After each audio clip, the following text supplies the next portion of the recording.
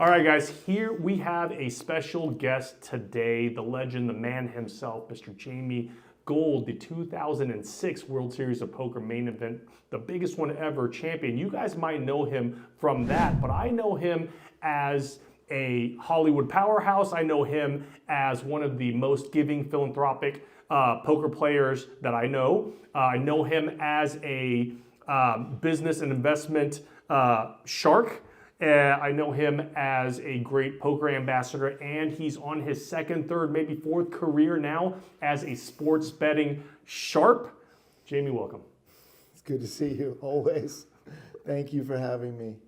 Now, today we're just going to basically have a casual conversation. I know a lot of people are really curious and excited about the man himself, the myth, the legend. So we'll hop around on some topics, early life, what it was like winning the main event, all this great stuff. And if you don't mind telling some stories, we'll rock and roll. Sure, yeah.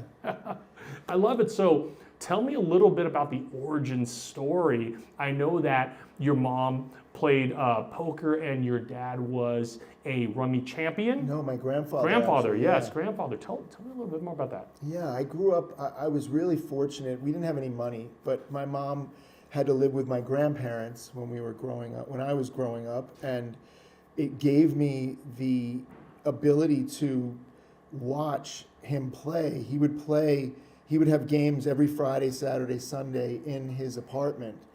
And so I would sit on his lap, and I can remember as early as 3 years old that I was just learning how to understand cards. And I guess getting an innate sense, maybe I was born with it. I was just lucky that my mom is a really good card player. My grandfather was this incredible gin rummy player. And it's a very similar type of skill set to play gin as it is to poker. It's a memory, it's a understanding the players that you're playing against, it's some math, it's psychology. And so I learned so much from the two of them. We would play a lot of games in the house also. And we were just very competitive. And so I think that certainly has stayed with me my whole life. I've just been very competitive. Whatever it is that I'm doing, I want to be a sponge of information and learn as much as I can and evolve. And games are always constantly evolving. So whether it's poker or sports betting or investing, it's all pretty much the same skill set that it's risk versus reward. It's getting as much information as you can when information is limited, right, and then trying to make the best decisions. Everything is about making the right decisions at the right time, right? So it's about timing, it's about risk, it's about being as educated as you can as these games evolve, as sports betting, as poker, as investment, it evolves. You just have to stay on top of things so that you don't get lazy, so that you can kind of stay ahead of the curve. That it takes a lot of time and a lot of effort, and a lot of people say like, wow, just teach me how to do it. It's not as simple as it sounds. Any one of these things that you take on as an endeavor, you have to immerse yourself in that world, and they're all related. Right. But they're all completely different worlds as well. And so I just feel like I'm willing to spend the time, or maybe I'm fortunate enough to have the kind of time that it takes. Not everybody can put that kind of time in. Right. It's limited information, but it's the art of decision making. Right. And it sounds like they were training you at 3 years old to start understanding this. And now, what was like the hook for cards? What got you to come back? We talked about you saw it, but what was the one thing about cards that kept you going? I'm interested in this. I want to develop. So yeah, I've been playing my whole life. I mean, I remember we would play in summer camp where we would play for candy, right? Because we were allowed to get a certain amount of candy at the canteen every week. And at the end of the summer, I would always have this trunk full of people's candy that I would, of course, just give back to everybody. But I was very good at winning all the candy. And so my whole life, anytime I would have a group of friends that we would be looking for something to do, I would always suggest, let's play poker.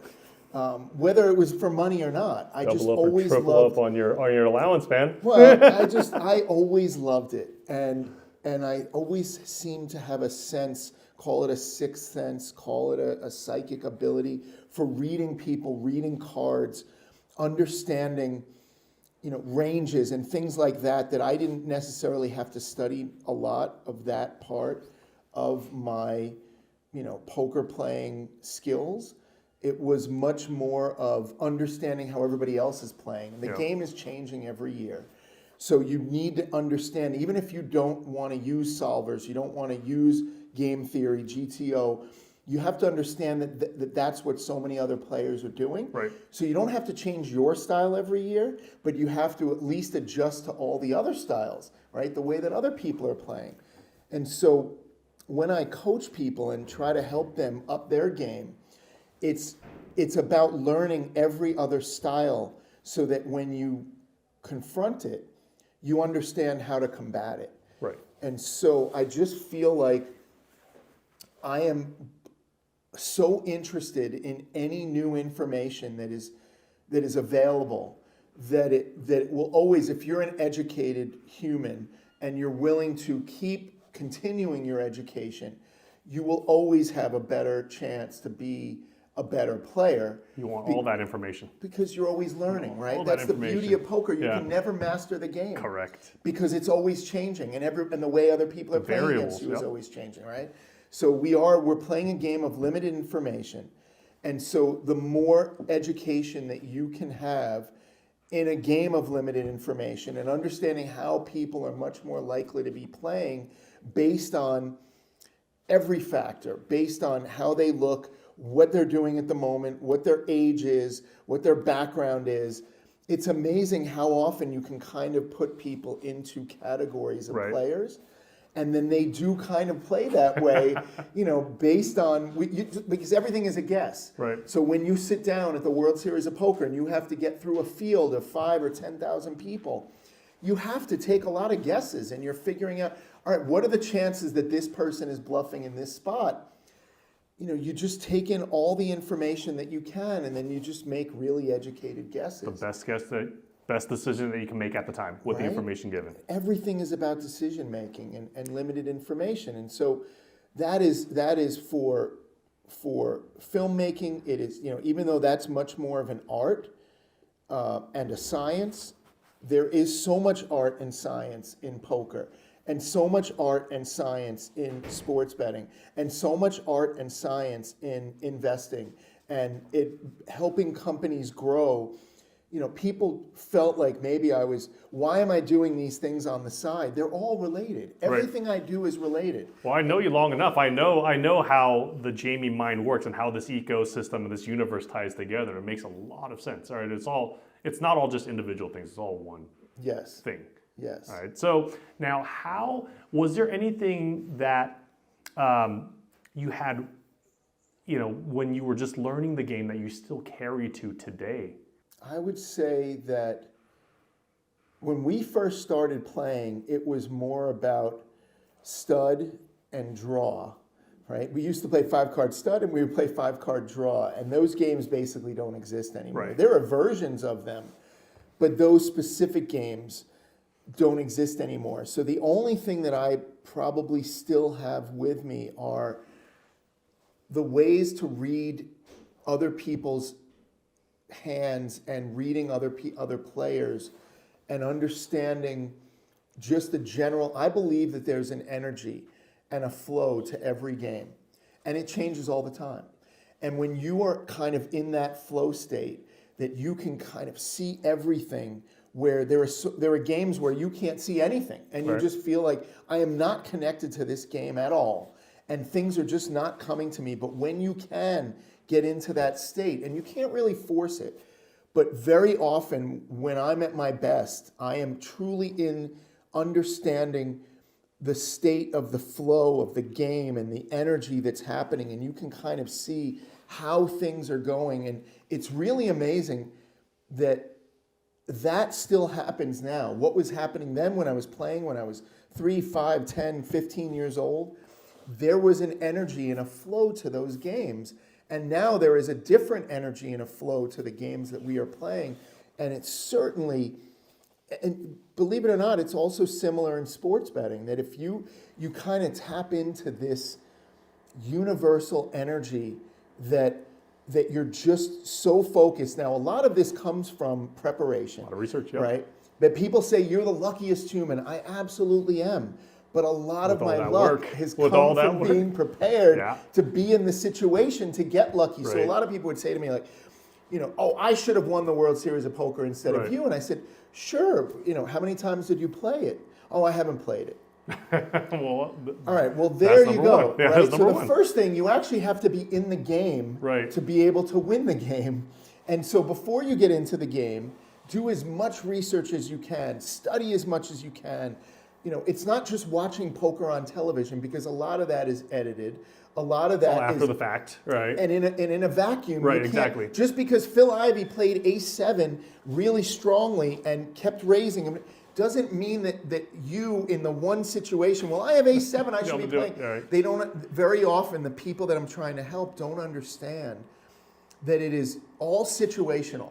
So when they say, what do you think about this hand? I can't possibly, what is ace-king? Yeah. It's meaningless. What happened the last 3 hours? Everything is about your situation based on everything that's happened up until that point. And so you have to take in all the information and everything. That poker is a game of life. And just like in life, one situation is not, should I cross the street now? Well, maybe. But if you've lived long enough, you know that the chances of a car coming and hitting you are so slim in this situation. But if it was the first time you ever crossed the street, you And it wouldn't was rush know hour, that. and it was, You depends wouldn't on. know, right? So it's all about experience and education and preparation. And then, yes, I get lucky all the time. But I put myself into so many situations where I can get lucky, that I've been prepared, so that I'm not in a situation where if I just get unlucky, I'm out of a tournament. Right. Right? So you just, you try your best. And look, as I talk to you this week, it's been happening to me. I've been, you get it in with the best of it, and multiple times in a row, you're just constantly losing and calling it getting unlucky. But there were things that I could have done better. There were things that I could have done. Now, sometimes you cannot avoid it. Whatever happened, the cards that you got and the situations that you were in, if you hadn't have played those hands, you would have blinded out. Meaning, Right. there are gotta make a move. tournaments where you're going to lose no matter what. There is no chance, no matter what you do, that you can make it to even cashing in a tournament. There are just some times where you are set up to lose, meaning over and over and over again. Not the one last hand that maybe you didn't play so well, and now you had to shove it in with whatever hand you had, and you got unlucky, yes, but you didn't. You put yourself into a situation where you were so short you had no shot. Right. So I love this. We just channeled a little bit of the philosophical Jamie, and I want to tie that back into, well, let's go back to 2006, right? Where that flow state. Walk me through that main event. I'm sure that flow state was in full effect. Walk me through that experience. It was. I had been training in my own way, meaning I basically took at least the last year before I tried to play that was my first main event. First time ever playing the World Series of Poker. And I took the entire year off to just focus on poker, to give myself one shot, because, at the time when you're working, a lot of people can't take 10 days off. Right. I had never taken a vacation in 12 years before that. So I was just so engrossed in my work that I needed to make a change. I was getting burned out. Right. My dad was dying. Both my mom and my dad said, listen, like, all you've ever done is help artists build their careers and help other people make their dreams come true. And I was really good at it. And yeah, I made a lot of money and I was very successful, but I wasn't happy. Right. And I had no time for myself.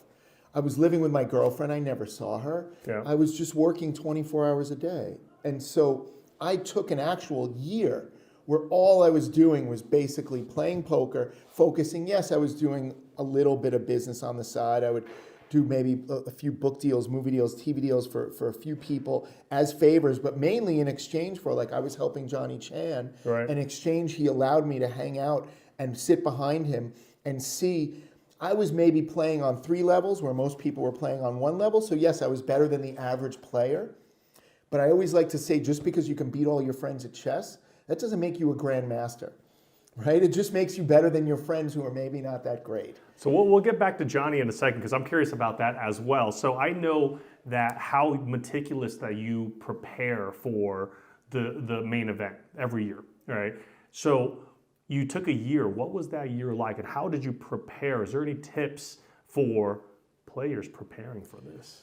Well, I mean, I knew I wasn't the best player in the world. I knew that I was outclassed in experience and all the skills that they had. And so part of why I would sit behind Johnny and watch him play against the best in the world was then I could see, okay, maybe he didn't teach me a lot, but he was so kind in allowing me to hang around. And this was in LA, where so many of the best poker players at that time were playing in LA. It wasn't, Vegas became kind of the hub, but at that time, this is in the early 2000s, LA was the poker capital of the world. Now, how did you connect with Johnny? What was the connection?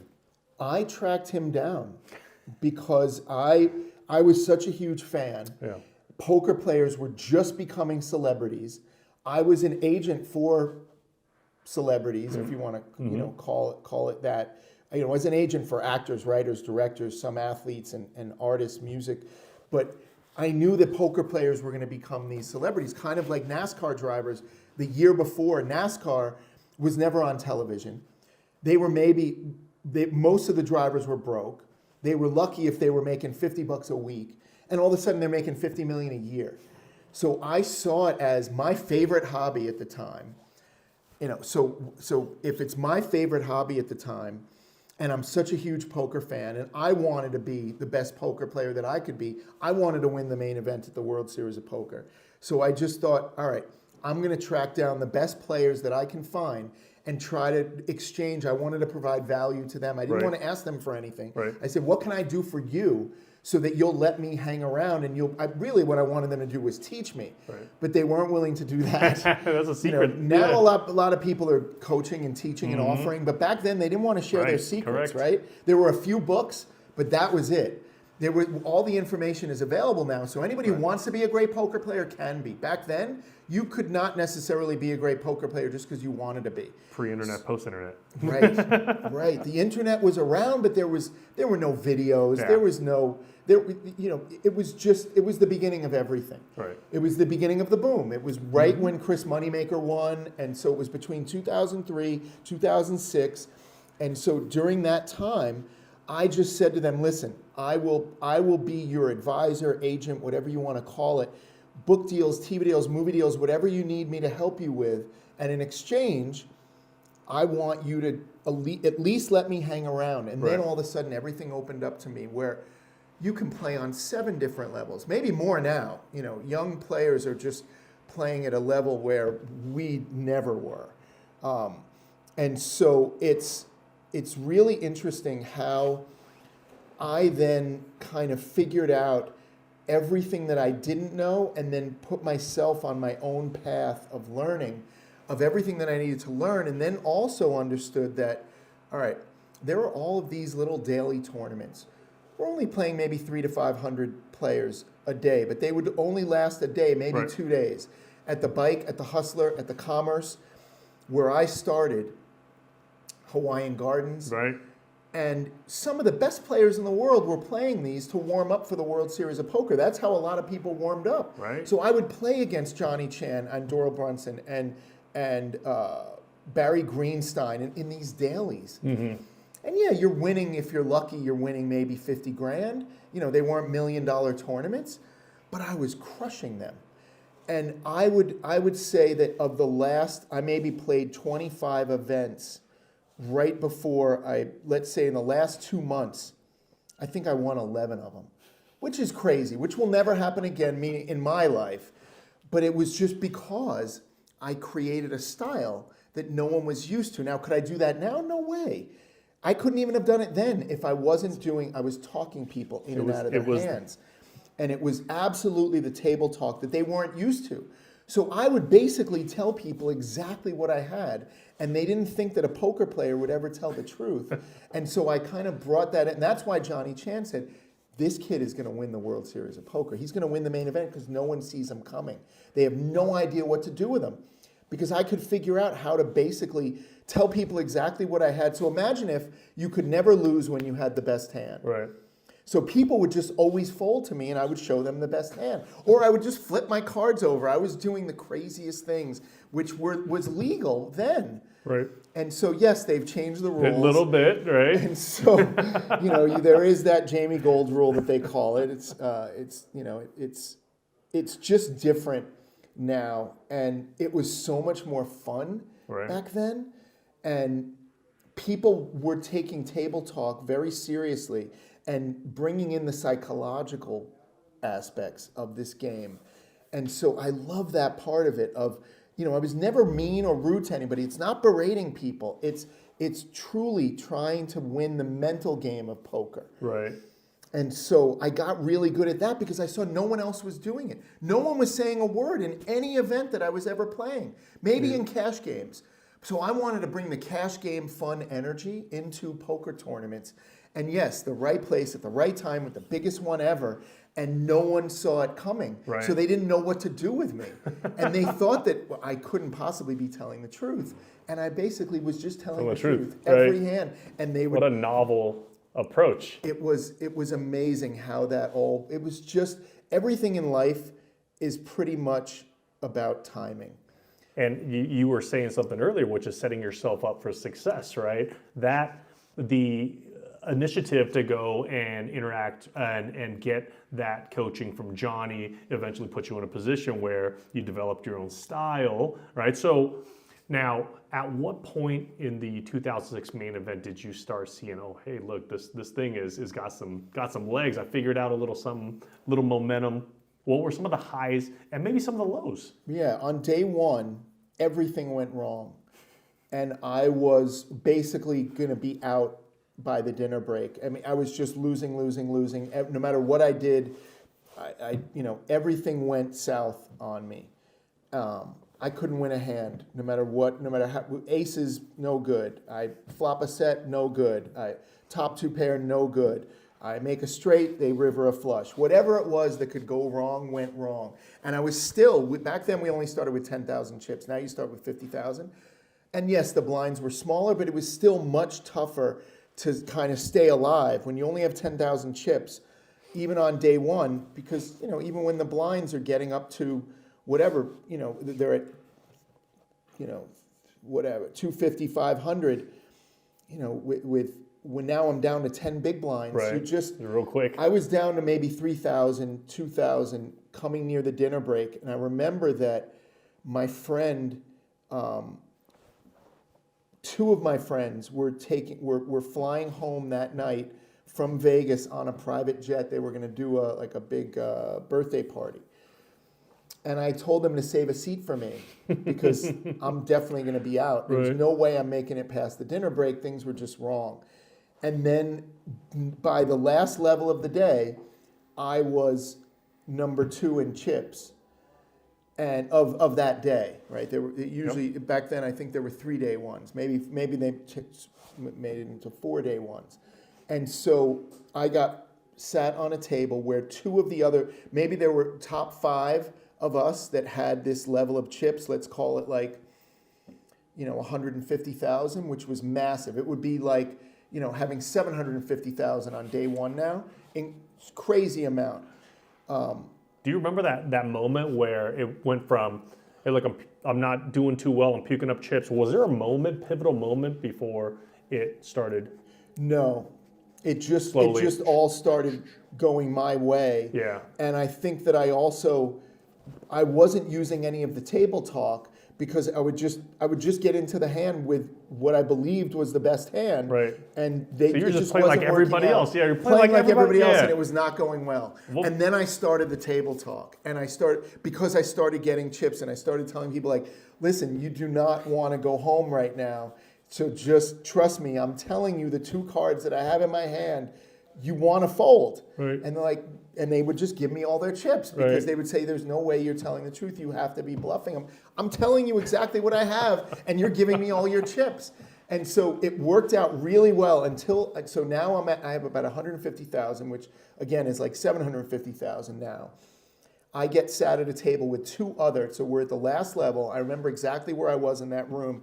I'm in the corner, last level, and the three of us with the big chip leaders who you would think do not want, the whole strategy is you do not get into it when everybody else has anywhere from 5,000 to maybe if they're lucky 30 to 50,000 at the max, but really 5 to 30,000 is where they're at right now. And I have 150,000. All I want to do is play against them, or not play at all. Exactly. I could coast into day 2 or 3. Let them fight it out. Yeah, right. And so the last thing I'm going to do is get involved with it. But a hand came up, and it was the pivotal hand of the whole tournament for me. And I've talked about this. They did a piece in the New York Times about it.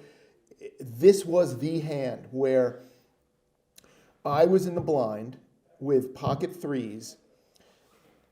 The two that I'm playing with, one min raised, I believe. The other calls, and I have pocket threes. So, for a min raise, easy. Yeah, sure. It's so easy. So of course I call. It comes something like three king queen, 2 diamonds. And there was something going on with the original raiser that I just thought, for whatever it was, you just put people on hands. I just put them on aces. For whatever reason, I just thought there's something weird about that min raise. There was just the way, and we've been playing for an hour now, and I just, you just have these ideas. You tapped into that table energy. And I was so locked in, but I had no idea what this one had yet. Yeah. I hadn't really put him on a hand yet. And so he bets out. He raises him, pretty big. Yeah. And I'm just thinking, what is going on? Does this guy have pocket queens? I have a set, so I have the third nuts. Right. There's no way I'm folding right here. Not right now. And once he does that, and I'm just thinking now, or maybe this guy has a set of kings now. Right. And if he does have ace, and I'm just thinking, I could be stuck in a really weird spot, but I want to know, and I'm going to hang around. And it wasn't that pot wasn't that big. So let's say it's probably, there could be like 5,000 in there. Maybe he made it, like 2,000 or 3,000. So I was willing to do that with 150,000. I still have second nuts. I'm sorry. I still have the third nuts. Yes. So I call. This guy gets so upset. And I don't remember if he turned over his hand, but he basically said he had aces. And he was like, I can't believe what's going on. It was like, because you have aces. Right. And back then, again, you're kind of allowed to talk. Yeah. So I was like, we know you have aces. Just fold your hand. We get it. And of course, I shouldn't have been saying anything because it was 3 ways. I wasn't purposely trying to collude or do anything. I was just ignorant. It was my first World Series of poker. And I'm so excited, but also really nervous. And so he ends up folding. So it's me and him. Now, a 10 comes, which could easily make him a straight both ways. Like if he had ace king, which I don't think he would have been raising with ace king, so I didn't put him on that. But there is a straight out there and he could at least have he could have a bigger set than me. I just didn't know where I was. Right. And I hate not knowing where I am. And so he's betting into me, and I don't know where I am, and I'm like, I call, but I hated it. So he probably bet like 4,000, and I'm already in for, I'm probably in for 4,000, so it's costing me another 4. And I'm just thinking, I don't know. And even if the board pairs, I might not be good, but I called. Next card comes, it's a flush card. And so I'm hating this. There's a straight and a flush and 2 bigger sets than me that could easily be in the way that the hand. There's a lot of variables going on. I hate my hand. And in the back of my mind, I'm probably, I'm probably hating it. I'm not going to call a regular bet. Probably. I don't know what I'm going to do. But I check. He goes all in. And I'm like, well, then obviously it's such an easy fold, right? But I don't know why. There was something inside me saying, hold on, relax, just focus. And so I just start staring him down. And I'm staring and I'm staring. And I'm also going, look, I'm not wasting time. It's not that I have nothing. I have a set. And he's like, well, if you have a set, then just call already. And he was getting and all of a sudden, because we're the two of the top 5 chip leaders, they like all the reporters are around. Right, they're starting to gather around. People are gathering around, and I am taking way too much time. And I know it, and I'm saying like, all right, you can call me down, call me, clock, whatever you want. But I'm going to take all my time on this one because I feel like he's bluffing me. Right. All of a sudden, because he would never get that angry. Yeah, why would you get so angry? He was so angry about everything. And I'm like, I've never seen someone who's about to be the massive chip leader. I'm talking about like 10 times the average or 20 times the average. Right. Why is this guy so upset with me? Oh, he doesn't like and the I'm sweat. just like, and I'm like, you know what? This could be the worst call that I ever make, but if I'm right, and I just saw it in his face, he does not have it. He does not have me beat. Right. I call, and he turns over ace queen, which just was like, what? Made no sense, but I just felt like my read was so on. At that point I was 98%. That I was right, meaning he didn't have a straight or a flush. Right. And he also didn't have a bigger set than me.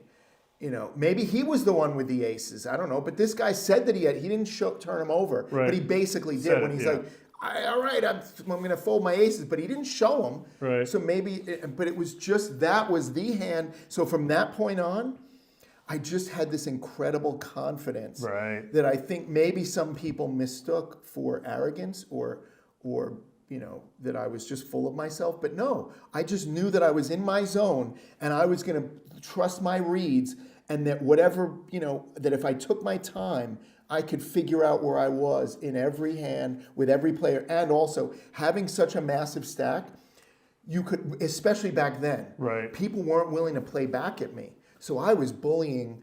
I was just, every table I would go to, I had the entire table covered. So let's say I had the firepower, 1 million. Everybody collectively did not have more than me. Right. So nobody could hurt me at all. So I was just going at it, and then just going bigger and bigger. And by day 3, I was the chip leader. Because I was still only like, after day 1 and 2, I was still only in the top 10, because there were people who were just running running crazy, and good for them, but they didn't end up going deep. But by day 3, I was the chip leader, and I was a chip leader for the last 8 days straight, which they said has never come. I don't think anybody's done more than 2. That's ridiculous. So that will never be broken, probably. I'll always have that fun little record of being chip leader for 8 days straight in the main event. So let's go towards the moment that's about to be over, right? Tell me about that last hand, and then actually the moment of securing that title. So we were the under over for the final table of the last day was 27 hours was what they were predicting. Again, it played differently back then, but the under over was 27 hours that this final table was going to go. I just had the same style. I was going after everybody. I was playing almost every hand.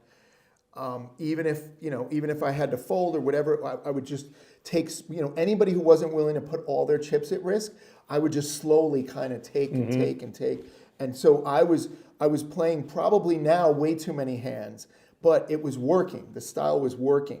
And so I knocked out, what do we have to knock out? 8. I knocked out 7 of 8 myself, which again is very rare, because you're not supposed to be doing all that. You're just supposed to be trying to survive. You were the juggernaut. And so I just went after everybody. And so I took out 7 of 8. I'm now down to the last player. And people were predicting that because he only really had to win, even though I had 90% of the chips, he had 10% of the chips, it was somewhere around there, maybe 85-15. Imagine if, so 85-15, it goes 60-30 if he wins one hand. Then he has 60 and I have 30. Right. So he's the chip leader in 2 hands and I'm out in 3 hands. Right. You are not that far away. So it looked like, oh, I have this huge advantage. But all the pros were saying, he's going to kill Jamie. He's going to, now we're going to go where the real experience is going to, and I just knew that I was going to figure out a way to get this over. And they also said that when we're like this, we were going to be able to battle. We were very deep. Right. And so we were going to be able to play. It could have easily gone for 3, 6, 8, 10 hours. And I got it over within 17 minutes. I think we probably played 5 hands, but it was a nothing. And then all of a sudden, he has pocket tens. He doesn't re-raise me, so I'm kind of like allowed to, play a hand pretty inexpensively. And it comes, queen on the flop, but queen with some kind of draw on the flop. And he bets, and I make it look like I'm bluffing. Right. That in the same way that, because I think I had the last couple of hands, I'd probably just maybe shoved all in, and showed him a nothing, knowing, figuring that he didn't have anything. So meaning it all just kind of fit my narrative of that and he's just feeling like. And so I ended up talking him into it, and that's what he said. He's like, "All right, you talked me into it," and I had him, and so it was, and he was the nicest guy. He was so classy and respectful, and I was just losing my mind. But at that point, I hadn't slept a lot in the last 10 days, and when you're sleep deprived and on this adrenaline rush, I was kind of in another world, and I didn't know if it was what I was dreaming.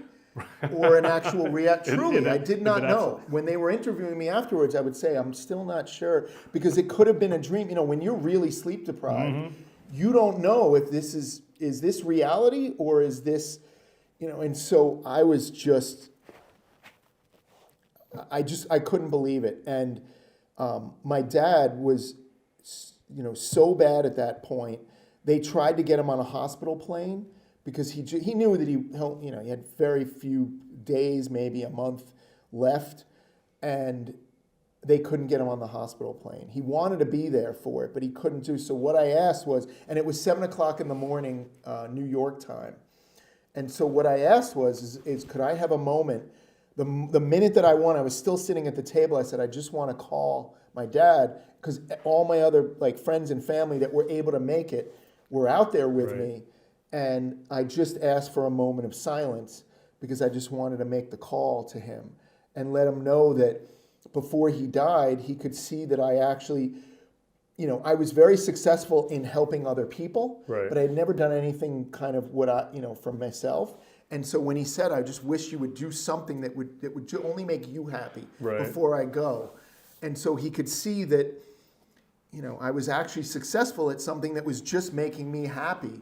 And so I called him, but he was already sleeping. He was kind of in and out of it all the time. And so I didn't get him, but I got to leave him this message that was really, really nice afterwards. And so he's got to be so proud of you at that moment. That's so it cool. Was, but also a very difficult time where, that's why when, people thought I had a backer. I never had a backer.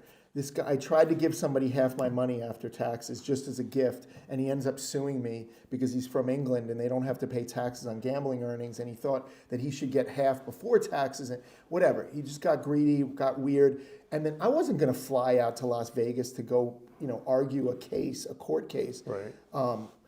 So, I'm not going to lose the last time that I had with my father. We didn't know how long he was going to make it. And so it was just, a really weird, odd time, which was amazing and also very sad. And, and then these little annoyances that, now everybody knows the truth. I mean, the World Series of Poker always knew, all my friends and family always knew, but there were rumors that I was backed by somebody and that's why they were suing me for half my... I never had a backer. I was sponsored by Bodog at that time. There was a company called Bodog, and so, I didn't need the money. And so it was just so odd that that's how that rumor got started, that That maybe could have I had a been- backer that I didn't want to pay. That could have been early internet days where people were just firing random It stuff wa- off. Right? it And was. then you got to remember the poker industry, or the poker industry during that time. There was a lot of who knew, opacity, right? Maybe, right? So Yeah, if it was now, it would all be on the internet. I would have done podcasts. checked, and yeah, very it would have been so- validated. Yeah, now anybody can check if they just go. It's all in court records, exactly what happened. But people don't like to find the facts; they just like to spread rumors. And so, I remember that time and just kind of thinking about it as 2006. You go, yeah, that's sort of where the internet was at that time. Yeah, it was weird. It was weird, but it all worked out. Yeah. And I'm so thankful and grateful for everything that I had to go through, because it taught me so much about, not trusting so many people, not just blindly giving away my money like I Right. used to, being much more thoughtful about how to be philanthropic and how to have impact. And you can actually invest your money to have really, a high level of impact where you are also making money. You don't just Right. have to give away all your money. It's a win-win. Right? You can, right. There are win-wins in investing. I'm part of a new fund now called the Visionary Private Equity Group. And that's our whole philosophy, is that we will donate half of everything that we make, but nobody in the fund has to ever donate. So we're doing it on your behalf. So when you make money in the fund, which the fund is doing fantastic, but it's, this isn't a promotion for anybody, like it's closed, but it's that when we open up our new fund, everything we do has to have some level of impact. But what we do with the money that we're making on the fund is also having additional impact, and no one, that's invested, it doesn't touch them at all. And so it's just now kind of the way that I want to live my life, is that everything I do has to have some meaning to it, so that it's not only not just selfish, but that I feel like I'm always giving back in a way that my life has been so fortunate, that how can I give back in a way without giving all of myself? Now, Jamie, I know a lot of people know you from the legend of the World Series of Poker, but you had a successful Hollywood career before that. Can you tell us a little bit about that, and then what was the transition after the poker fame? Sure. Yeah, I really enjoyed it. I loved artists so much that I wanted to help them build their careers. So I started as an agent, then became a manager. I was doing very similar work as an agent. We were just basically helping them build their careers. And then I realized that after doing that for 10, 12 years, that it was really about the money behind the productions, so that you could only help artists up until a point, and if they weren't having a hand in creating their own projects, you were very limited. So I started working on the finance side of things, and that's where I am now, where I really enjoy being able to get things made, and the only way to do that is with the money if you're working on the independent side of things. And so I was really fortunate to work with some super talented people that I could help, get to another level, and then be able to see, I guess, a lot of my life has been about connecting the dots and seeing things that could be intertwined. And so, helping artists get into production and finance, and then seeing that brands and advertising money was going to be a big factor in where does this all come from. The reason why television was basically created was to sell ads, right? It wasn't the other way around. We think that it's about TV shows sell, and then the ads inside the TV shows. The TV shows are there as content so that you will watch the ads. That's the container for the ads. Exactly. And so once I realized that,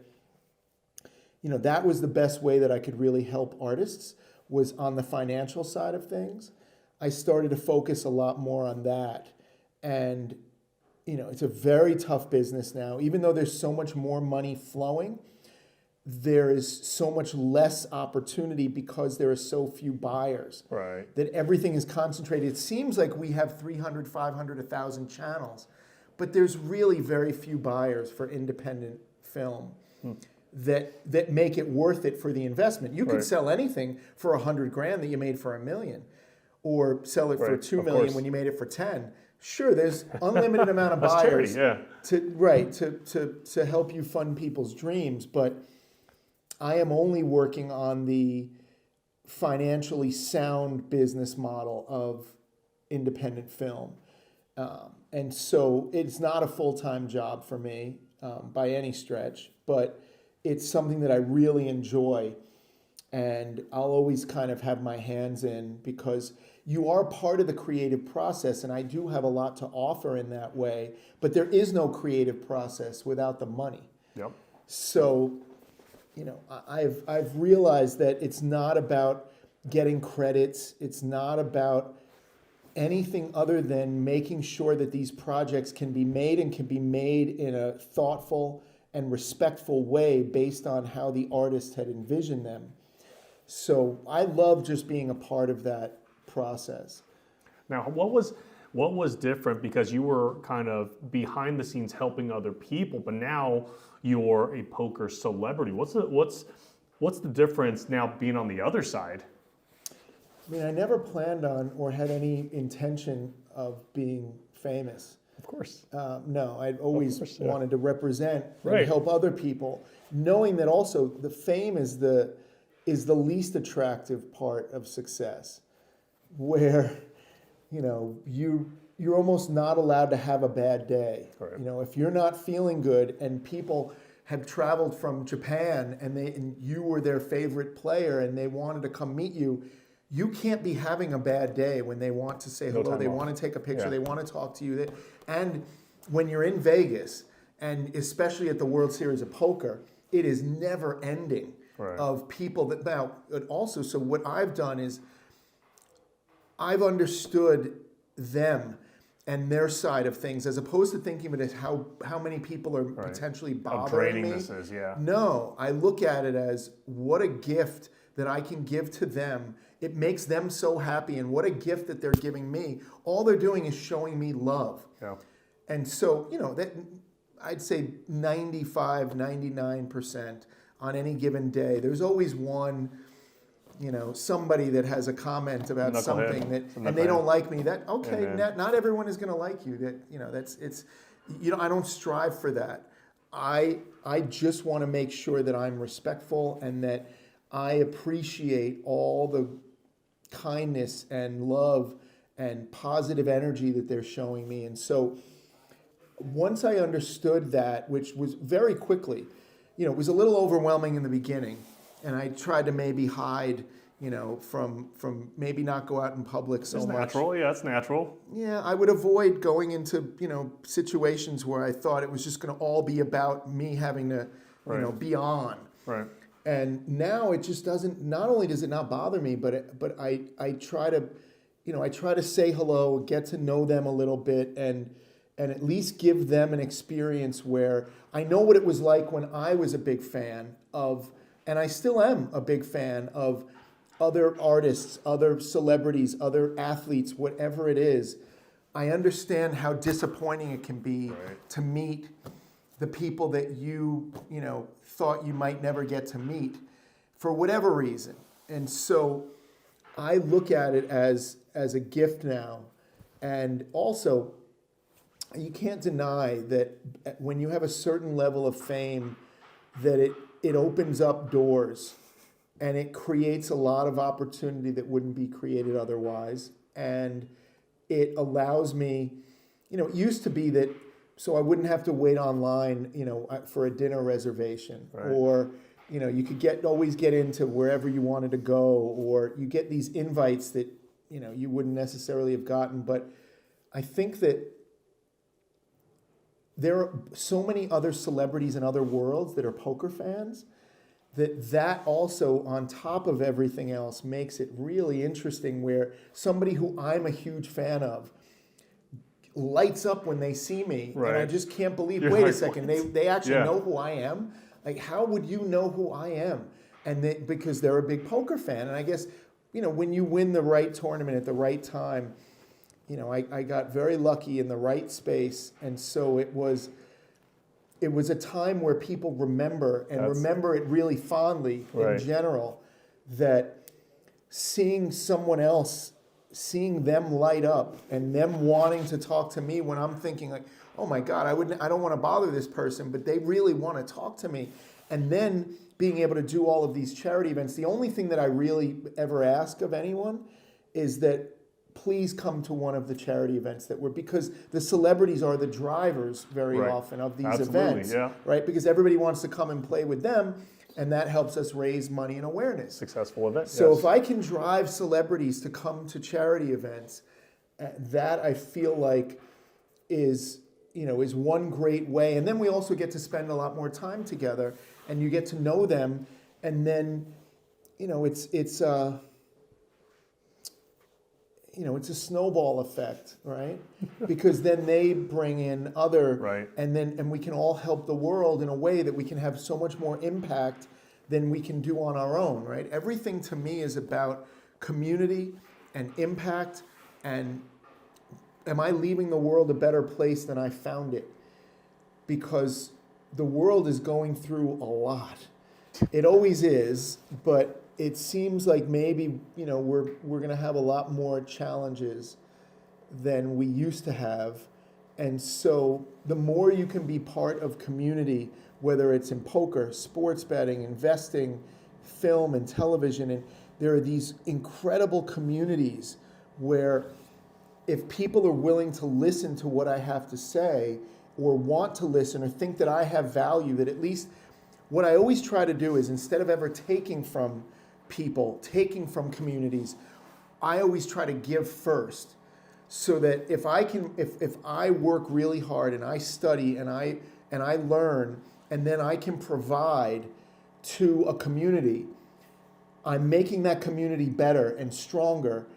Then it's okay for me to maybe ask them to buy into a charity tournament, or to take part in something that I'm doing, be part of a contest, so that I'm not just using the community, I'm providing value and then enjoying the benefits of having that community. Now, I can tell you the first time that I realized that you weren't just talking the talk and you were walking the walk, because we've done a bunch of charities together, right? You've always been, you bring BBO in, we do our best, and we've raised a bunch of money for... BBO has been fantastic over and over. Every time I've ever asked you to do anything, all you say is yes, how, what do you need? For every charity event, you donate the tables and you build the tables and you make it so special, and it creates a level of professionalism and excitement and warmth that when people can play on this beautiful table, as opposed to, sometimes they have these rented kind of falling apart tables that, it's still great that people are there and donating money. Little bit, just a little bit. But this makes it so it makes them feel like they're at a professional world championship kind of event. And so you've made it so much better, and the experience is so much more valuable. And also being able to spend time with you is always a pleasure. And so thank you for all that you've done, for all the events, and there's so much more for us to do. Well, the respect definitely goes both ways, absolutely mutual. And I'll tell you, when the first couple, I think it might have been one of the early Super Bowls that we did, just kind of hearing you on the calls, and I was like, because I didn't know you very well, I was like, man, this guy's really giving a lot of himself, and he's trying to maximize the value. And the second one that we did, you did it again, and I go, you know what, I think Jamie's for real, because in this charity world, there are some people that, that are just taking. Yeah. People thought I was doing it as a living, that I was making money right. from all of these things. They have no idea how much it costs us, and that the time and the extra mile that you give value, your own time to train and help coach and take them through an event as a value, and you're not charging them anything. This is just your own time. When I saw that, I go, okay, well, I think we're probably aligned. All right, so I think that was the beginning of a lot of the cool things that we did, and this now spans over a decade, right? So talk to me about sort of how, what do you see is like the special sauce in your type of charity events, because the ones that you do are always top notch, right? What are some of the things that you look for to put together? And coming from Hollywood, you put things together really well, right? So how would you put that together? I appreciate it, but just so you know, it hasn't always been that way.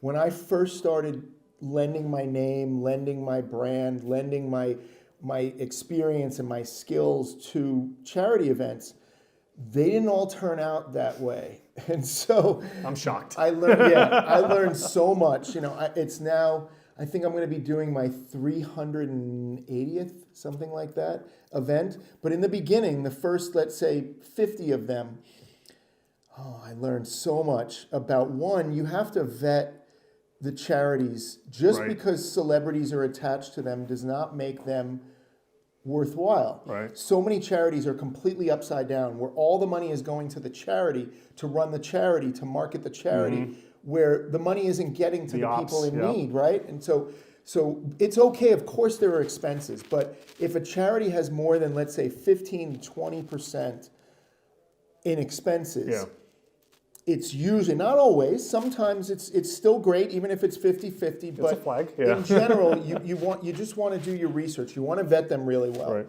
Then, I just learned so much about how to, from A to Z, how to put these on properly.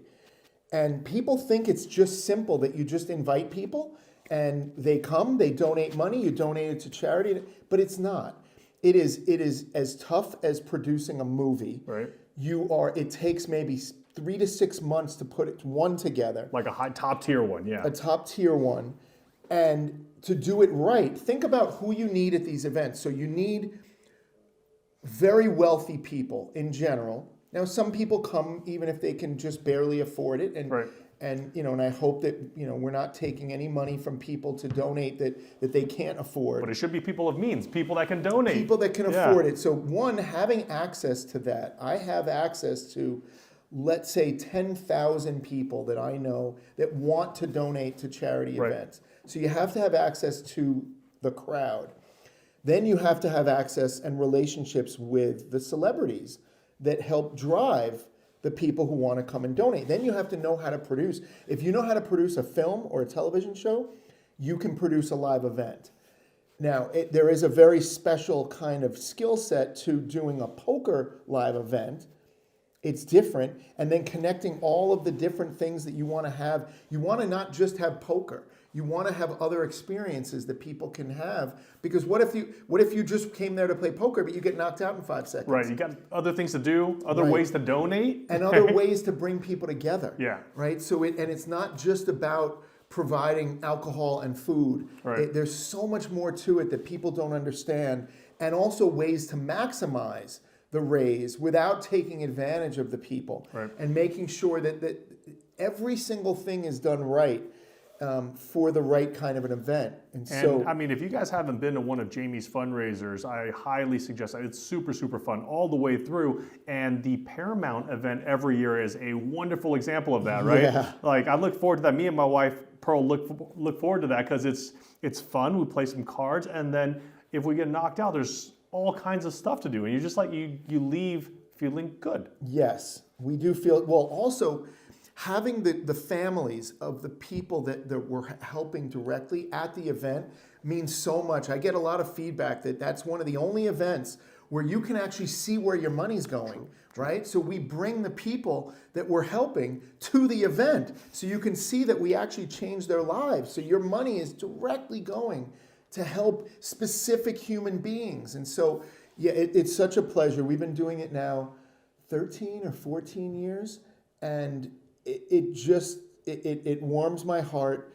We've kind of mastered the way that event should go. Now, that event itself could be bigger and better, but we're very limited as to when they can do it because it's on the lot at Paramount in this legendary space of where they filmed The Godfather. And it's pretty amazing what they give us, this kind of red carpet, indoor, outdoor, everything that we have. But the things that I would love to do with it, some of those things we're limited on. And so I like to bring those ideas, like some of the things we did at the Super Bowl, we couldn't do at Paramount. And it's sold out early every year, so we can only get so big. I think we had our biggest one, and we were still only allowed to bring in maybe less than 1,000 people. Right. I would love to do it for 10,000 people, but we just don't have the space. We don't have the bandwidth. It's so we do our best, and they're so much fun and so fulfilling that it just makes me feel really good. And so I'm so lucky. You have to have a lot of partners, and you have to have a lot of favors that you can call on with these events. Imagine, you want to give away $100,000 worth of prizes, but there are laws in certain cities where you can't just give away $100,000. So you can give away, trips or flights or jewelry or things that are donated. Right. Like we give away your table, right? That all the celebrities sign, and now somebody gets to have that in their house forever. They love this. This is one of their favorite things that they could ever get as a grand prize, especially if you're a poker player. And so your generosity and the other companies that are so generous every year, it means everything. And so if you have, I just kind of, it's been 35 years that I've been in one level of business or another, that I just have a lot of favors that I can pull, right? And I've done a lot of favors for other people. And now I've donated so much time and money and energy and skills to 300 other events. They're now willing to help me when I do my events. See, right? you say favor. I'm like, you built the team, right? Because you go, George, hey, we have an event.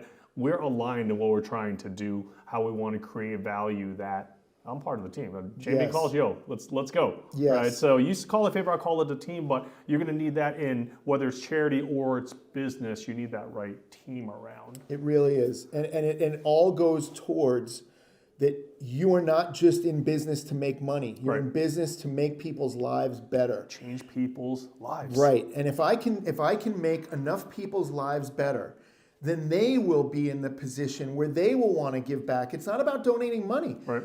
Donate an hour of your time to a soup kitchen, right? Just be nice to somebody today.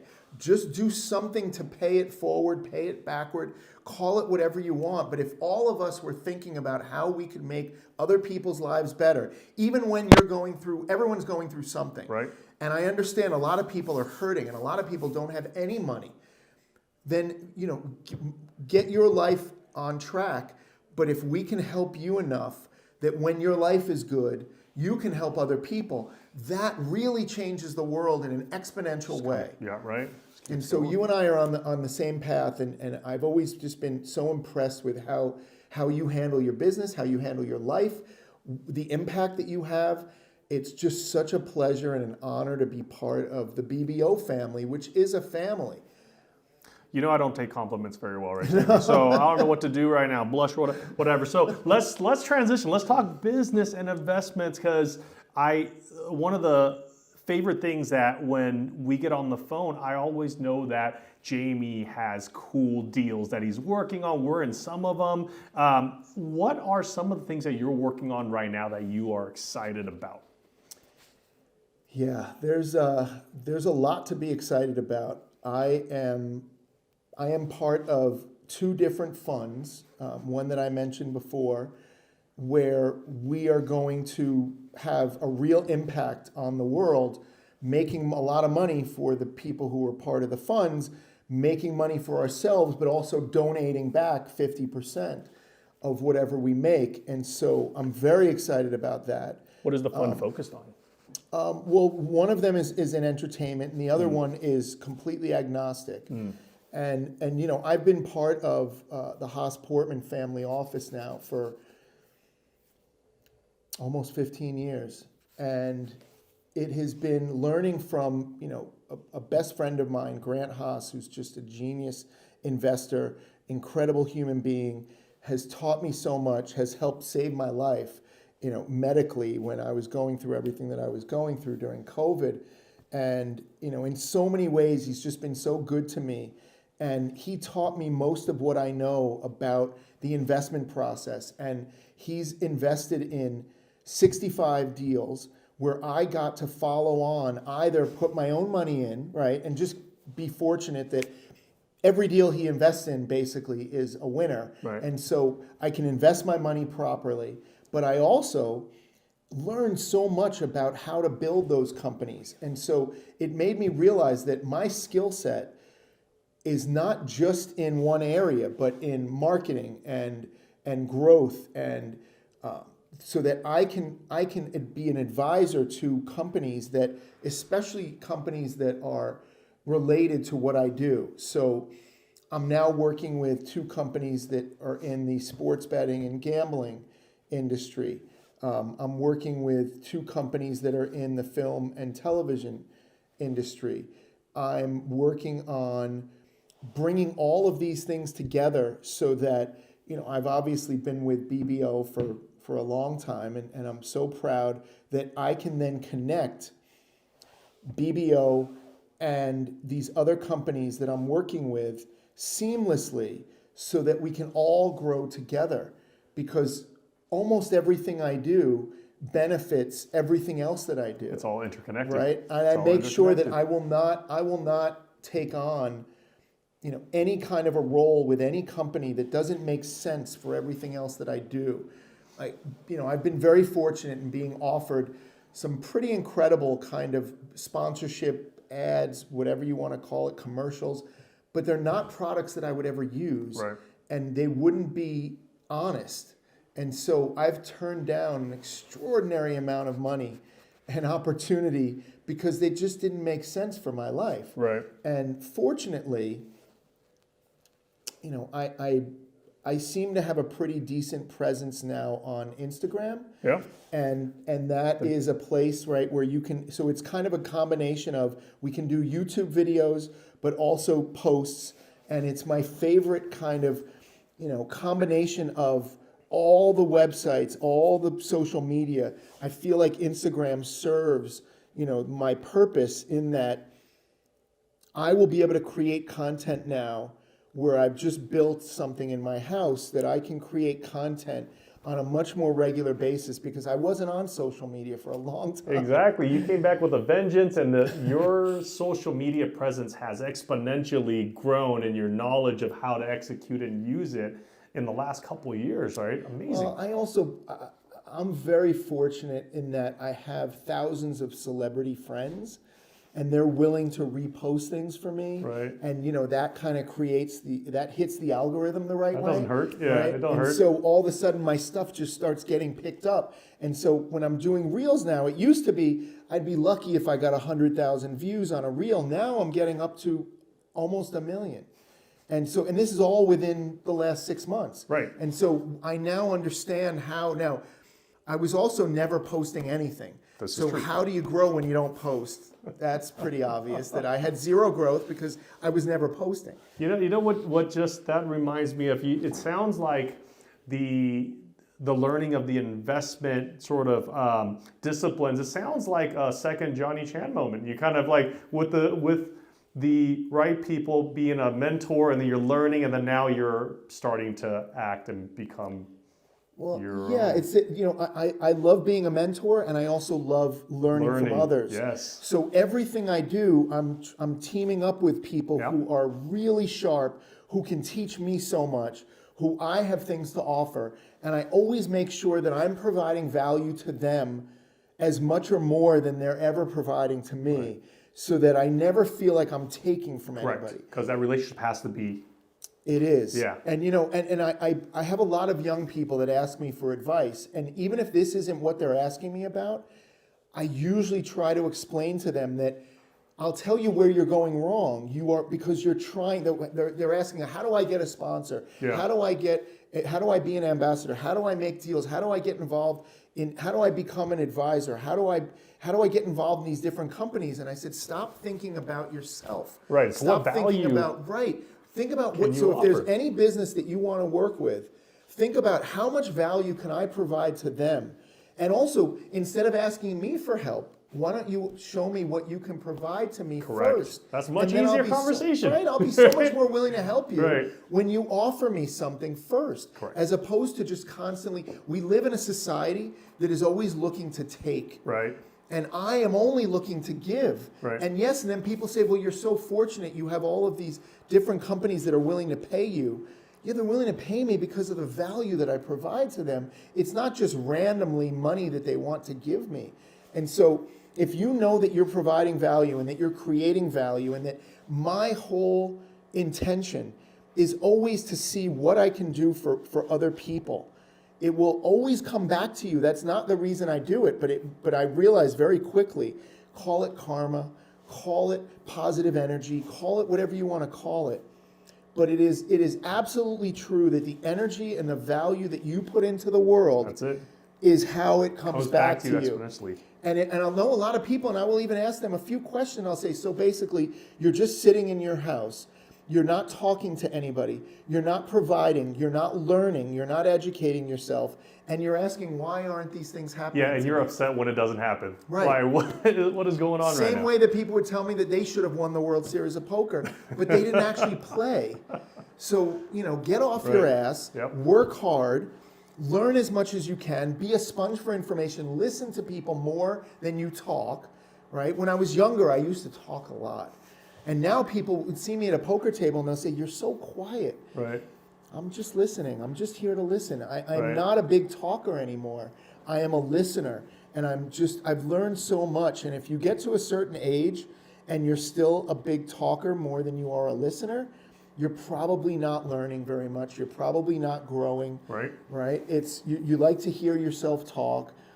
I'm just so much more interested in other people. I am the one talking mostly today because I know that is what I'm supposed to be doing. I'm doing what I need to do because, we're here for that. But in general, I would so much rather hear your ideas and then figure out how I can be of service to that. When you explain to me that you're going into Asia, I now have so many ideas about how I can help you going into Asia and growing the brand. And it's not just about BBO poker tables. It's about all the services and all the products, the gaming table, the game theory, everything that you're building. It's brilliant. And I just know that there are so many ways that I can help you. And it just makes me so happy. And it never takes a lot of time to actually make an effort to help other Right. people. People think that I'll be giving away all of my time and I won't have time for myself. Yes, we are on limited time. It's the one thing we can't get back in the world. But there is always time to help other people, especially if you want the benefits of other people willing to help you, right? And then we're all just helping each other, and it's a reciprocal, beautiful, wonderful thing, right? I mean, it's funny because I say the same thing in sort of business and organizational building. It's really what value that I can create, because the more that we develop, whether it's team members, and that they become better in what they do, it actually makes it easier. For me, it comes back, all right? That work comes back. My work is not like tactical things. It's trying to build people up to create the value for them, support. You think about it on a product level. Okay, are you giving more value to your customers, right? If that happens, then the snowball goes. So I know exactly 1000% what you're saying, which is create the value, put it out. And I guess for younger people, you have to trust that energy that you put out is going to come back to you. And once you understand that, now things start unlocking and it's fun. It is amazing how much better your life is when you step outside of your own ego and you stop thinking about what you need and you start thinking about what other people need and how you can serve your community. And all of a sudden your life gets better. I mean, instantly your life gets better. It's easy. It's just a little backwards It flip. really flip is amazing. And it's not their fault, because it's the way you're usually brought up by Right. parents that are telling you to focus on you. Right. You're what's most important. You are what's special.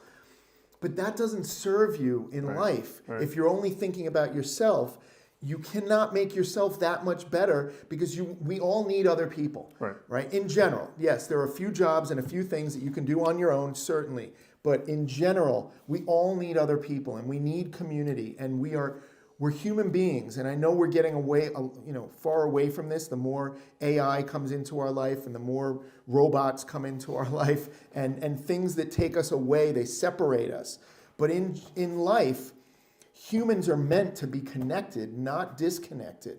And so as long as we can keep that going, AI is such a wonderful thing if you use it properly. Of course it can be dangerous, and it can be, it can hurt a lot of people. But there are ways that I'm using AI now, especially in sports betting, that completely changed my life and that saved me so much time, which then allow me to do other things. Right? So it's a lot of the things that I think are really beneficial with all of the new education, information, everything that's coming out of AI is giving us more time to do other things. It's saving us time on tasks that maybe we wouldn't have to spend so much time doing, so that we can do other things. So you've built such a beautiful brand that has so much warmth. And I always talk about brand loyalty and brand warmth. And the fact that when people think about BBO, they think about you and the company behind it and your team and how much you care. And I've heard from so many people that if there was ever an issue, you solve it immediately. You're always thinking about the customer first. You're never thinking about the money. You're only thinking about how to make sure that people have the greatest possible experience, and that you are delivering the most value for what they're spending. People have a limited amount of money to spend in general. There are some very wealthy people, but the average person has a limited amount of money to spend. When they spend it on you and your brand, you want to make sure, and you always do this, that people come away with an experience from BBO that they know that they can trust the brand, they can trust the product, you will always make it right, and that you stand behind everything that you're selling, so that you're not just taking from people, you're actually giving to them. And it really does. It's amazing how that works. That then creates, they talk to their friends, and then they talk to other people, and then they see it, and then they'll see some of us playing and talking about BBO. And you have these great ambassadors with the company, and you've chosen very wisely to work with the right people. We've been very lucky in that respect. And I mean, you said it absolutely correct, because we have one value, that is to create value. If we're not doing that, we should not exist, right? BBO or whatever I'm doing should not exist, right? So once again, I don't know how to take compliments, Jamie, so I'm gonna transition on out of here. So I feel a little bit, so Jamie, is there anything else that you want to shout out, anything that you wanna bring up that you're working on that you're interested in? So one of the things I'm really excited about now is bringing together the gaming community and the entertainment community in a way that we can provide value and entertainment and excitement and involve people in philanthropy. And so all the things that I am doing, whether it's connected to film, television, live events, philanthropy, sports betting, poker, it's all so interconnected. And then when you talk about investing, I can drive investment dollars into this ecosystem where people think that poker is just about the game that you're playing. But so much more. When you had asked me before about my preparation, that a lot of what helped me win was my diet and my mental focus and my sleep patterns and my health regimen, and taking all of that seriously. Now people talk about, when I talk about true hydration and not drinking, certain kinds of water, people thought I was nuts back then. People didn't understand why I was eating blueberries. They thought it was just, I was just being funny. If you understand that blueberries are kind of an ultimate brain food, right, and that gave me maybe an extra 3 to 5% sharpness, mental clarity, and that I was drinking a different kind of water than everybody else. And that now people understand that, Right. that water can be toxic, right? And the air can be toxic. And our food supply is very often toxic. And so people, again, thought I was a little nutty because I was only ordering certain food from certain places and I had things, brought in for me. It wasn't that I was just trying to feel special. It was that is how I live my life. That I am always looking for how I can be truly hydrated, mentally focused, get the right sleep. That when I was talking about, you and I have both experienced stem cell therapy. Mm-hmm. And I used to talk about this maybe 12, 15 years ago, and people thought I was nuts. And I would talk about having a hyperbaric oxygen chamber in my home, where I was so fortunate, and a far infrared sauna. And, and now I'm doing, ozone treatments and treating my blood in a way that is, pretty radical, but works really well for me. You're the OG body hacker. I was, and it's not like I'm in such perfect shape, but I'm in a lot better shape than I would be if I wasn't really. doing it. I mean, health is so important, right? It is so important. And no, I am not a bodybuilder, and I don't look, like I'm in perfect, whatever physical shape, but I'm in the best shape that I can be for myself without restricting myself in a way that without working out every day and doing all the things that maybe I should be doing if I wanted to really be optimal. But my mental health is excellent, and I'm getting the right sleep, and I am eating so clean that I can only imagine what I would feel and look like if I wasn't doing all of these things. And so there are brands and products that I care so deeply about that I'm not necessarily involved in, but we do look for ways that maybe we can create more availability that people would understand that in the same way that you should be looking for a different type of water maybe than you don't want to drink tap water, let's say in America. And a lot of our food supply you don't want to be eating. And certain places, just breathing the air is really difficult, right? If you see now people are understanding that we're being sprayed by chemicals, and there are all kinds of things that they used to think were conspiracy theories, and they're absolutely absolutely true. And there are still all kinds of crazy conspiracy theories that are not true. And you just have to figure out what you can and can't believe. But we all know that our food supply is pretty toxic. It's garbage. Yes. It's pretty garbage. Yes. And so even if you just put a filter on your shower, right? Filter the water that you're drinking. Just little things that will change how focused you can be, how productive you can be, and then imagine what you can then give back to other people. So I feel like the companies that I'm involved in sometimes might not make sense to an outside person. Like they didn't understand why I was involved in this water company. But it's because I care so much about when you're playing games, how you're feeling, and what your overall diet and health means to your ability to then create and build business, which is going to help the world, right? So everything is interconnected. And so that literally goes back to what we were talking at the beginning, which is the quality of your decisions. Well, you put you're right. All of it. Everything is a decision, right? Everything we do. People think that they're not. Some people think that, well, I just don't gamble. Of course you do. You're gambling on every decision that you make every day. If you're gonna, fly or drive to a place, you're taking a gamble. Decision. Right. Everything is a decision based on limited information in our lives, and so just know that we're all gamblers. And it used to be that people didn't even understand that like a stockbroker, investment banker was a gambler. Right now they understand that. They relate them to us now, right? They relate them to people who are in sports betting or in poker, in the entertainment business. We are all gamblers. And so to me, I like to find, some people want to just play for the love of playing, and that's great. But I like to figure out how can I have as much of an advantage as possible when I'm playing in a competition. Now, Right. when I'm playing in a cash game, I'm happy to give away my money sometimes. It's just about fun. But when I'm playing in a competition where there's one winner at the end, I am going to try to figure out the way that I can have the best shot legally, fairly, so that I can, get through this field. And so, a lot of people have thought that I won one tournament and then I never really had any other success in poker because I haven't won the main event again. This is not a brag. I've spent a lot of time. I've played probably 140 major tournaments with, thousands of people with bigger buy-ins, and I've made 17 final tables, and I've cashed, I think, 50 or 60 times. And so, it's not the greatest record in the world, but it's up there, Yeah. I would say, in the top 1%.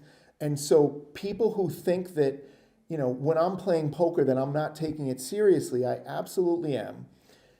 Again, except for the rare cash games where we're just having fun and throwing money around. So that's advice from the OG to the younger poker players that this discipline, that discipline is really what is the longevity that creates the success that creates. So, we got a lot of young poker players these days, Yes. right? And they come and go, right? Exactly. And so so people would ask me, have you stayed around? How are you still doing what you're doing? I've probably been playing poker now, with real poker tournaments, let's say for 25 years, taking it pretty seriously. And, that may sound like, a short period of time to a lot of people, but trust me, after you're doing it for 5 or 10 years, it feels like a lot. And so many people who we started out playing with are not playing anymore. Correct. And it is something that can kind of churn you around and spit you out. And it is not easy to last and be relatively successful for 25 years in Discipline this, call it on a all business. All fronts. I am just on a constant path. I will never be good enough, right, for myself. I will never be the player that I want to be, which is a great thing because I will always have a path and always something to chase. Always. Otherwise, I'd be bored You'd be bored, and then you wouldn't play and I anymore. would give it up. Yeah. And so, yeah, I achieved my ultimate goal in my first shot at the World Series of Poker. That's crazy. That kind of changed everything. crazy, That I didn't yeah. need to. I didn't need to become a professional poker player Right. all day, 24/7 to chase it. But it's always been a favorite hobby of mine. You get the that chips, I yeah. do spend a lot of time and energy, and I think that it's helped me so much. The skills, the relationships, the community has helped me so much in my other life, let's say, if you call it that. It's all connected, but I do have a different life than just being a poker player.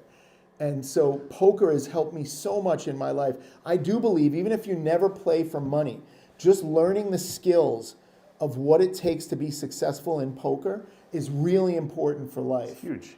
All right, there's so much overlap when we were talking. Some of how you handle poker is kind of the exact same as it comes to business, as it comes to life, as it becomes for In all of it. sports betting, it's people think we're just straight gambling, and we are not. It is again a game of limited information that we can find edges where we have more limited information than other people, all legally. But there are ways to be a winning sports bettor. You can absolutely be a winner, at least win more and lose less. That is my goal as a sports bettor. Is I want to teach at least 1 million people how to win more and lose less. And at least when you do become a winner and you are making money, you will consider giving back and donating to your favorite cause or just doing something kind for other people. So Jamie, how can people learn more about that? Well, one, I'm on a platform called Winnable. It's www.winnable.com, and then winnable//Gold Luck. So it's called Gold Luck Sports. We are on Winnable. You can join for free. We are winning at 67% versus the spread on our free picks. We are only winning close to 60% on all of our picks, but 67% over the last 88, which is the last 3.5 months. We give almost a daily free pick, it's a pretty extraordinary win rate that we have, and we have an incredible collective of people. But one of the secrets that I have, which I'm now going to be sharing publicly, there's an AI program called Rhythm, RITHMM, rhythm.com. And it's this Rhythm AI is this brilliant group of MIT quants and people who are so much smarter than I am. And what they've done is where I used to have, let's say, 6 screens.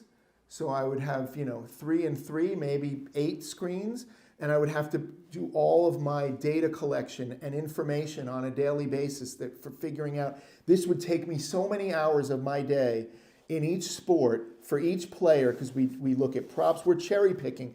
I am not picking every game on the board every day. I am cherry picking of any sport. That's how we make sure that we are winning at a 60% clip on average over the last 6 years since we've been documenting. So it's not easy to do, but Rhythm has now made my life so much easier because it shows you all the stats combined for every game, for every player in all the sports that I'm betting on. And it basically takes away all the research that I would have to do in certain areas. Now, I still do my own research, and our team still, of course, brings our own kind of information and all of that. And then you have to just have a gut and understand. I've watched so many games over the last 50 years of my life that I just understand better than most people how to bet on sports, right? It's just an experience thing that you can't teach. But what Rhythm is now doing for me and making things so much easier, it is absolutely helping people win more, lose less, and not have to spend their whole life on information. And so I'm just so happy that I have this, this program accessible to me. It's really changed things for me. And so you put that all together with, the free information, and then we do have a paid group on Winnable. It's $28 a week, as opposed to the $1,000 a week that other people charge for less sharp information. So it's just, there is a lot of cost to what we do. Right. And so the more you win, the more you get limited on sports books. And so if we were only betting maybe $50, $100 a game, no problem. But when you're betting larger amounts, we do get flatted, limited at sports books, because they're allowed to kind of, have winners playing less or not playing at all on their site. And so I am known to be a winner at a lot of these sports books, and so we have limited ways that we can get unless you want to just randomly trust people with cash all day, every day. It's not a business that I want to be in, trading cash around Right. all the time. And so that's again one of the reasons why I'm so excited to be with Edge Boost. That has completely changed my life, in that I never have to travel with cash again. I will never get turned down by any sports book trying to put money on, with a Visa card. So every time there's a new sports book, I can get on using the Edge Boost Visa debit card. And so what a gift that's been. We make cash back. There are no costs. It's pretty amazing. And you go to the World Series of Poker, I have to bring at least $100,000 in cash. Now I never have to travel with cash again. And so it's accepted 100% at every casino. So I can just, take my money on and offline. I can travel with it, but it's all on a card that, nobody can really steal from you, because if they do, they still have to be you. The Right. casinos all know me. Right. So good luck trying to be me in a casino. Nobody can steal money from me ever again, which is so nice. Seems like a great innovation that was long needed. So needed in sports, and it's the official debit card of the World Series of Poker now. Nice. Which I still do a lot of work with them, and I'm very proud to be an ambassador for them anytime that they wish to have me. It's just been it's been a great ride. Well, Jamie, it's been a hell of a time with you. Thank you so much for sitting down with us, and finally, after all these years, stopping by the damn shop. You can't imagine how proud I am to be part of the BBO family. And for all of these years, you've been so good to me. And so anything that I can ever do for you, I'm there, and we're going to do a lot more. It's so exciting, the future that we have together.